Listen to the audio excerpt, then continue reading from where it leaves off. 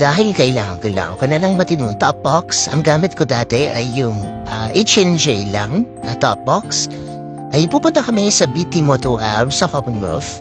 Pag-ways niyan, nandun ang grits or grites, saka Gile, saka Parak clothing, yung RL-Man shoes, nandun din, may Beast tire sila, may SEC sila, at iba-iba pa ang mga accessories and needs mo sa motorcycle.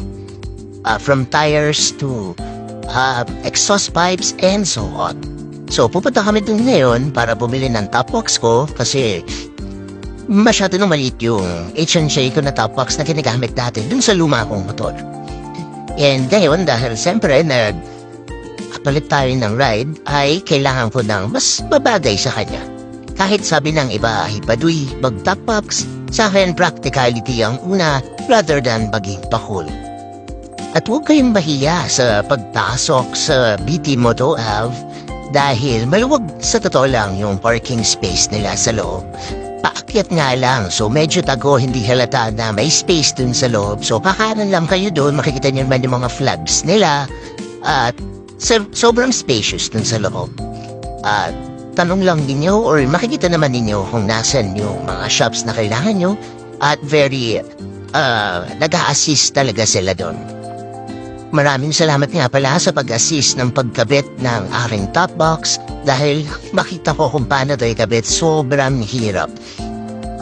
Ilan araw na sila para lang i-align dahil nga yung gamit ko ay hindi naman monorack design kung hindi yung naka-HRV ang tawag nila.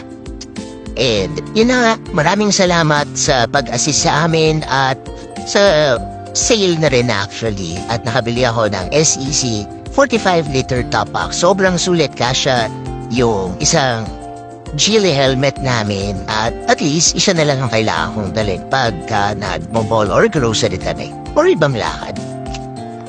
So maraming salamat sa BT Moto Ave and of course kay Boss Nino sa Gile helmet. Sobrang salamat sa pagiging hospitable ninyo dyan.